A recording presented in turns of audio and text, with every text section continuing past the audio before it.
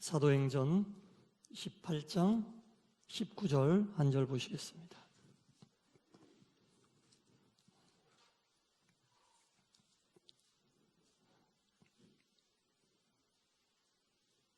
사도행전 18장 19절입니다.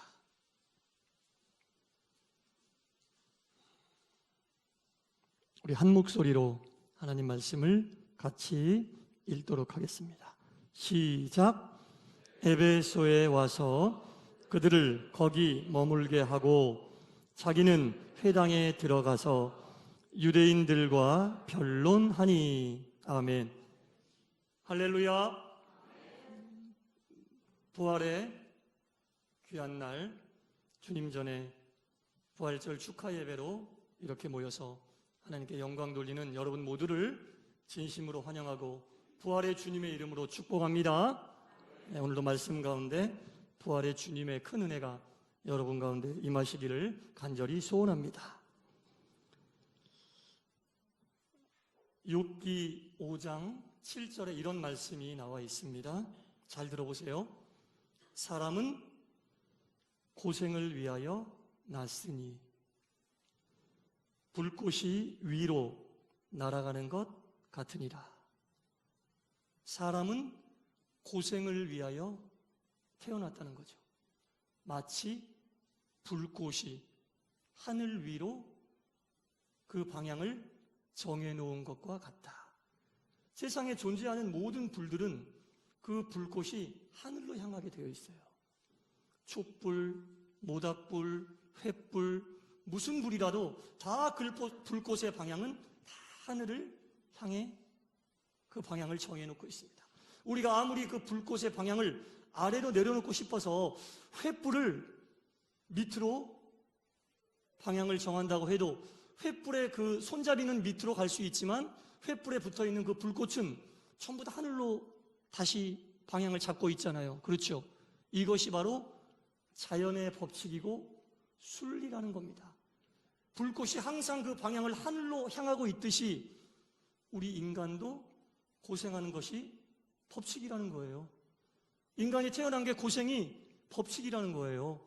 마치 불꽃이 그 끝을 하늘로 향하듯이. 좀 무서운 말씀 아닙니까? 인간이 태어난 것이 고생이고 그것은 불꽃이 하늘로 향하는 것 같이 법칙이고 원리다라는 거죠. 근데 한편 틀린 말은 아닌 것 같습니다. 이 세상에 태어난 어떤 사람도 웃으면서 태어난 사람이 하나도 없어요. 다 울면서 태어났어요. 그렇죠? 다 울면서 태어났습니다. 그리고 철이 들기 시작하면서부터 경쟁이라는 것을 하게 되죠. 어리면 어린 대로, 크면 큰 대로 다 경쟁이란 걸 하게 됩니다. 먹고 살기 위해서 하루에도 몇 번씩 자기의 자존심을 꺾어야 될 상황을 맞으면서 우리가 살고 있다는 거죠. 자식과 배우자와 부모에 대한 책임을 지기 위하여 하루도 쉴 날이 없다는 거죠. 자기에게 주어진 책임을 감당하기 위하여 죽을 때까지 단 하루도 육체적으로, 정신적으로, 심적으로 하루도 고생하지 않는 날이 없다는 겁니다. 오죽했으면 모세가 시편 90편 10절에 뭐라 그럽니까? 우리의 인생에 자랑할 것은 오직 무엇밖에 없다고요? 수고와 슬픔뿐이다. 우리 인생에서 우리가 내세울 것은 수고와 슬픔뿐이라고 모세가 이야기하고 있습니다. 도대체 왜 우리 인생이 이렇게 고생스러운 것들로만 가득 차 있을까요? 어쩌다 우리 인생이 이 고생을 피할 수 없는 그런 상황에 다다르게 됐습니까? 원인을 따지고 올라가 보니까 인간이 하나님 앞에서 범죄한 그 시점부터 인간은 고생의 굴레에서 벗어날 수 없는 삶을 살게 되었다는 겁니다. 최초의 인간인 아담과 하와가 하나님께서 명령하신 그 명령을 지키지 않고 금단의 열매를 따먹은 그 순간부터 인간은 이 고생의 굴레를 벗어나지 못하게 된 겁니다. 창세기 3장 16절과 17절을 제가 읽어보겠습니다. 여자에게 이르시되 내게 임신하는 고통이 크리니 내가 수고하고 자식을 낳을 것이며 남편을 원하고 남편은 너를 다스릴 것이라. 죄를 짓고 난 이후에 여자에게 내려진 고생입니다. 그리고 아담에게 이르시되 내 아내의 말을 듣고 내가 내게 먹지 말라 한 나무 열매를 먹었은즉 땅은 너로 말미암아 저주를 받고 평생에 수고하여야 그 소산을 먹을 것이다. 최초의 인류였던 아담과 하와가 죄를 짓고 고생의 굴레에서 벗어나지 못하게 됐고 그 죄인의 후손으로 태어난 우리도 고생의 굴레에서 벗어나지 못하는 삶을 사는 것은 당연한 일이다라는 거죠. 이 땅을 살면서 우리가 부자는 부자대로, 가난하면 가난한 대로, 자식은 자식대로, 남편은 남편대로, 아내는 아내대로 어떠한 상황에 처해 있건 간에 각자에게 주어진 무거운 십자가의 고생이 다 있다는 얘기입니다. 여러분도 고생 많이 하시잖아요. 그렇죠? 여기 계신 분들은 고생 안 하시고 사시는 고생을 하십니다. 참 세상이 안타까운 게 부모의 고생을 자식들이 몰라주고 자식이 부모에게 하는 수고를 또한 부모들이 외면하는 이러한 세상 속에 과연 우리가 매일매일 하는 이 고생은 누가 알아줍니까? 여러분들이 자식을 위하여, 아내를 위하여, 남편을 위하여, 주변의 사람들을 위하여 하는 고생은 도대체 누가 알아줍니까? 사람이 태어난 것 자체가 고생이라고 했는데 고생을 떠날 수 없는데 우리가 하는 고생은 도대체 누가 알아주냐 이거죠. 세상의 어느 곳에서도 우리의 고생을 알아줄 곳은 없습니다. 오직 단 한 분, 죄의 권세를 이기시고 사망 권세를 이기신 우리 예수님만이 예외 없이 당신을 찾아오고 당신을 믿는 사람들을 품어주시고 그래 고생했다, 수고했다, 내가 너를 위로한다 라고 우리의 고생을 받아주시는 유일한 분이심을 믿으시기 바랍니다. 예수님이 없는 삶은 상상할 수도 없는 거예요. 아내에게도 남편에게도 자식에게도 부모에게도 할 수 없는 이 고생에 힘들고 어려운 무거운 십자가를 누구에게 도대체 우리가 내려놓고 누구를 통해 위로를 받고 살겠습니까, 여러분? 부모님들에게 이야기하면 늘 그 고생을 내 마음처럼 받아주시던가요?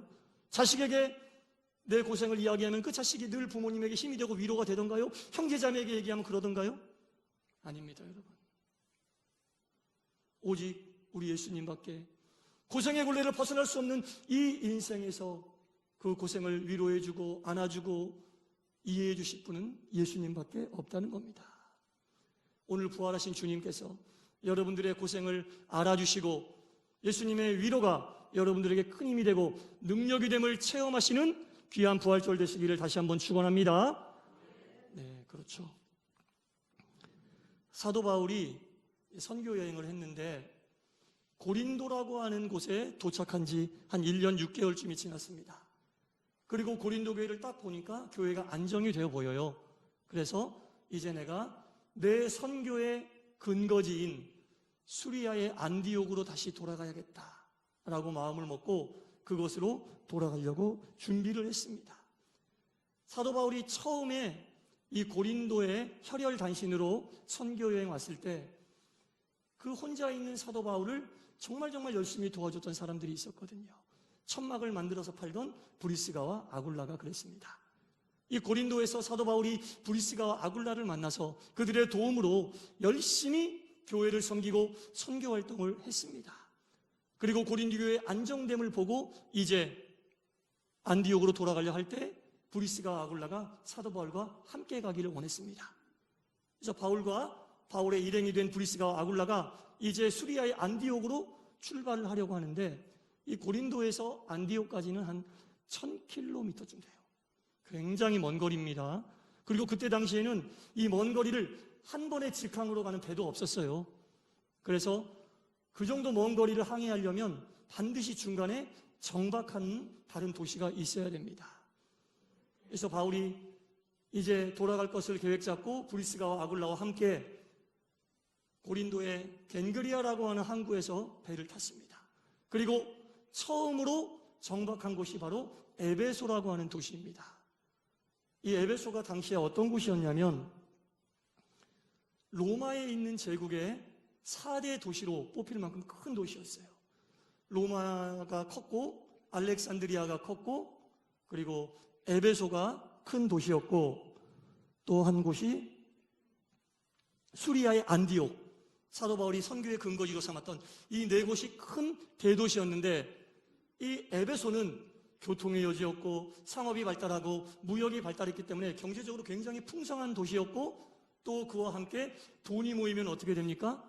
향락 문화가 발달한 도시였어요. 그 에베소에는 아데미 신전이라는 곳이 있었거든요. 이 아데미 신전은 그 규모가 어마어마했습니다.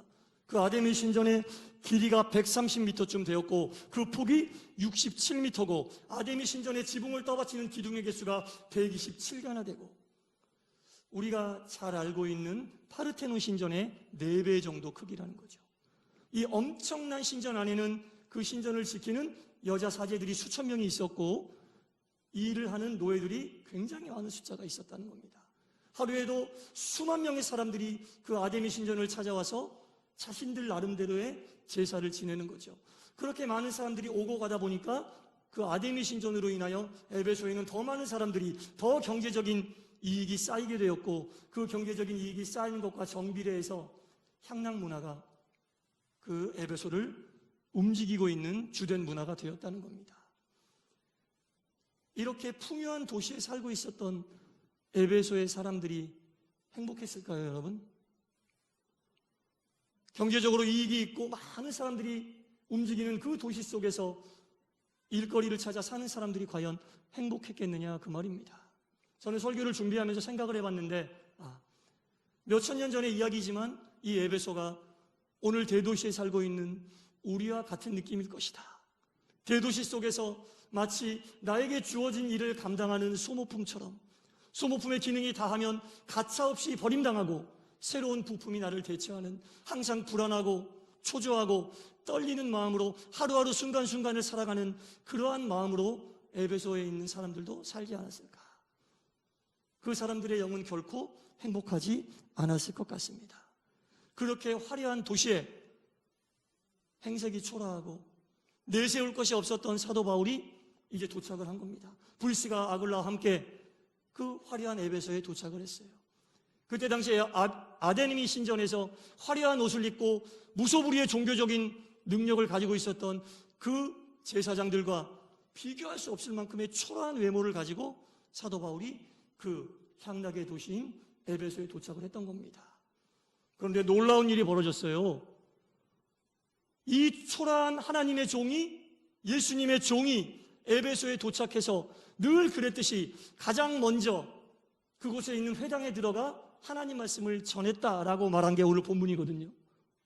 오늘 본문에 보니까 에베소에 와서 그들을 거기에 머물게 하고 자기는 회당에 들어가서 유대인들과 변론하니, 이 변론이라는 얘기는 설교하니, 강론하니 그런 뜻이거든요. 늘 그랬듯이 에베소에 가서 하나님 말씀을 바울이 전했어요. 여러분, 이 사도행전을 쭉 읽다 보시면 아시겠지만 사도 바울의 말씀의 핵심은 항상 부활하신 예수 그리스도를 믿어라. 부활하신 예수 그리스도만이 우리의 생명이다. 부활하신 예수 그리스도만을 믿어야 우리가 살 수 있고 영생을 얻을 수 있다. 이게 사도 바울 설교의 핵심이거든요. 에베소에 가서도 회당에 들어가서 사도 바울이 열심히 부활하신 예수 그리스도에 대해서 전하고 선포했을 때 정말 놀라운 일이 벌어졌습니다. 그 화려하게 보이는 아데미 신전의 제사장들에게는 느낄 수 없는 영적인 파워와 영적인 능력과 그 입을 통해 나오는 말씀이 그 사람들의 마음을 그 대도시 속에서 소모품처럼 하루하루 자기에게 주어진 일만을 감당하는 기계처럼 살고 있었던 에베소에 있는 사람들에게 울림이 된 거죠. 그 딱딱한 마음을 가지고 사는 사람들에게 그 마음의 위로가 된 거죠. 늘 고생하며 사는 대도시의 그 시민들에게 어느 누구에게서도 얻을 수 없었던 그 위로가, 그 따뜻함이, 그 만져줌이 사도 바울의 설교를 통해, 부활하신 예수 그리스도에 대한 설교를 통해 그들 마음속에 임하게 됐다는 겁니다. 얼마나 그 마음에 힘이 되고 위로가 됐느냐, 오늘 본문 바로 다음 20절에 보면 알 수 있어요. 20절에 여러 사람이 더 오래 있기를 청하되 허락되지 아니하였고, 얼마나 그 에베소에 있는 사람들에게 그 말씀이 힘이 되고 능력이 되고 위로가 되고 부활하신 예수 그리스도를 느끼게 했으면 그 사람들이 제발 사도 바울 선생님 가지 마세요. 우리에게 좀 더 위로의 말씀을 주세요. 우리에게 좀 더 여기 머무르면서 하나님 말씀을 가르쳐 주세요. 붙잡은 거예요. 가려고 하는 바짓가랑이를 붙잡은 거예요. 사도 바울은 사실 거기 머무르려고 인 게 아니잖아요. 수리아의 안디옥으로 가는 과정 속에 잠시 정박한 곳이 에베소인데, 그곳에서 전한 말씀으로 그 대도시에서 살던, 아무리 고생해도 고생을 알아주는 사람이 하나도 없고 기계처럼 살던 그 사람들의 마음속에 이 사도 바울이 전한 부활의 예수님의 말씀이 위로가 되고 힘이 되니 그 말씀을 더 듣고 싶어서 가지 말라고 사도 바울의 바짓가랑이를 붙잡고 사도 바울에게 애원하고 있는 거예요. 하지만 바울은 이미 수리아의 안디옥으로 가서 선교 보고도 해야 되고 여러 가지 일정을 진행해야 되기 때문에 금방 돌아오겠습니다. 제가 다시 돌아오겠습니다. 그 대신 저와 함께 했던 브리스가와 아굴라를 여기에 머물도록 하겠습니다. 그래서 브리스가와 아굴라는 그곳 에베소에 머물렀어요. 그리고 사도 바울이 혼자서 수리아의 안디옥까지 가서 다시 선교의 힘과 능력을 얻고 에베소에 돌아와서 3년이나 더 머물면서 하나님의 말씀을 전했다는 거죠. 3년이나 그 하나님의 말씀을 전했는데 사도행전 19장에 보니까 유대인뿐 아니라 헬라인들이 부활하신 주님을 영접하고 죄와 죽음의 올무에서 벗어났다고 나와 있어요. 할렐루야. 에베소에서 3년이나 더 머물면서 하나님 말씀을 전했더니 유대인뿐 아니라 헬라인, 이방인이었던 헬라인들도 그 말씀에 은혜 받고, 내가 죄인이구나, 부활하신 예수님을 믿어야 내가 살 수 있구나, 부활하신 예수님만이 나의 구주가 되시는구나, 이 사실을 받아들이고 변화됐다는 겁니다. 하나님 말씀이, 부활하신 예수님의 그 능력의 말씀이 그 대도시에서 강팍하고 나밖에 모르고 아무에게도 위로받을 수 없는 소모품과 같은 그 삶을 살았던 사람들에게 힘이 되고 능력이 되었다는 거죠. 사도 바울이 말년에 로마의 감옥에 투옥이 됐는데 그때 자기의 일생을 생각해, 곧 죽을 걸 알았죠. 일생을 생각해 보니까 애정이 가는 그런 장면들이 있었는데 바로 에베소에서 자신이 선교했었던 장면이 계속 떠올라 그 감옥에서 에베소에 있는 교인들에게 편지를 쓴 거예요. 그게 바로 에베소서예요, 여러분. 그게 에베소서예요. 이제 나는 죽지만 이 편지를 읽고 내가 이 땅에 없더라도 당신들이 그때 받은 그 은혜를, 부활하신 예수님의 능력을 잊지 말고 평생을 사십시오라고 권면한 것이 에베소서예요. 사도 바울이 그 감옥에서 그 평생 사는 동안 자신이 감동받고 은혜로웠던 장면을 기억하면서 에베소 교인들에게 편지를 썼던 거죠. 그리고 그 편지로 인하여 부활하신 주님의 생명과 사랑이 계속해서 에베소 교회에 흘러넘치게 되었다는 겁니다. 사랑하는 성도 여러분, 저를 포함한 이 자리에 계신 분 중에 어느 한 분도 수고하고 무거운 짐 지지 않은 분들이 어디 계십니까? 여러분들에게 주어진 십자가가 없는 분들이 누가 있겠습니까? 여러분, 이러한 우리에게 부활하신 예수님이 계시지 않았다고 생각해 보세요. 우리가 어디 가서 위로받고 어디 가서 힘을 얻고 어디 가서 우리를 올가매고 있는 이 올무에서 벗어날 수 있겠습니까? 고난주간이 지났습니다. 예수님의 고난은 십자가 위에서 끝이 났습니다. 이 고난주간과 부활절을 맞이하면서 우리가 반드시 기억해야 될 사실이 있습니다. 예수님의 고난은 십자가 위에서 끝이 났고 십자가에서 내려오는 순간 고난에서 해방되신 겁니다. 십자가 위에서 계속 고난을 당하셨다면 부활도 없었겠죠. 모든 고난이 십자가에서 끝이 난 것을 믿고 부활하신 예수님을 믿는다면 우리가 담당해야 될 십자가라고 여겨지는 것도 고난주간이 끝나면서 십자가에서 같이 내려왔습니다. 고난은 십자가 위에서 끝이 났다는 거예요. 이제 십자가에서 내려오신 주님은 고난의 주님이 아니라 부활의 주님이십니다. 우리가 마음속에 지고 있는 이 십자가도 이제는 고난의 십자가가 아니라 부활의 십자가임을 믿으시기 바랍니다. 여러분들이 책임져야 되고 감당해야 되고 느껴야 되고 짊어지고 나가야 될 십자가는 이미 십자가 위에서 다 끝이 났어요. 십자가에서 내려왔어요. 내려오면 더 이상 그것은 고난의 십자가가 아닙니다. 예수님께서 십자가에서 내려오셔서 부활하셨듯이 우리가 짊어지고 있고 우리가 감당해야 될 십자가라고 여겨졌던 것들도 이제는 더 이상 고난의 십자가가 아니라 예수님의 부활의 십자가고 주님을 향하여 힘있게 나아가는 뜀틀이 되어야 된다는 겁니다. 그 십자가를 밟고 뛰어 주님의 부활의 능력에 동참하시고 그 능력을 믿고 붙잡고 위로받고 살아가야 한다는 겁니다. 이제부터는 우리가 감당해야 될 십자가는 고난의 십자가가 아님을 아시고 기쁨으로 내 능력이 아닌 부활의 능력으로 우리 주님이 그러셨던 것처럼 모든 고난은 주님께서 이미 십자가에서 다 해결해 주셨어요. 내려오는 순간 고난은 끝이에요. 이제는 부활의 주님만을 영접하시고 부활의 능력으로 여러분들에게 주어진 모든 십자가를 감당하시고 여러분들에게 주어진 모든 책임을 기쁨으로 부활의 영광으로 감당해서 하나님께 영광 돌리시고 맡겨진 일을 더욱더 은혜롭게 감당하시는 귀한 성도님들 되시기를 간절히 축원합니다. 기도하겠습니다.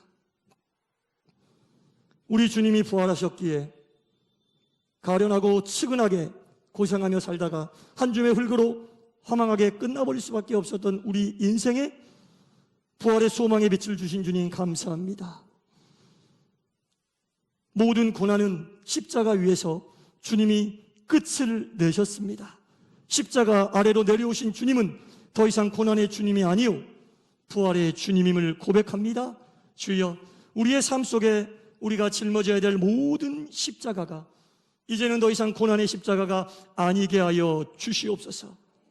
우리 주님이 십자가에서 내려오셔서 부활의 주님이 되셨던 것처럼 그 부활의 능력을 믿는 우리에게도 우리에게 주어진 십자가가 부활의 십자가가 되게 하시고 주님께로 더욱더 가까이 나가는 귀한 은혜의 십자가, 힘의 십자가, 능력의 십자가, 사랑의 십자가가 되게 하여 주시사 주어진 모든 십자가를 은혜로 감당하며 사랑으로 감당케 하여 주옵소서.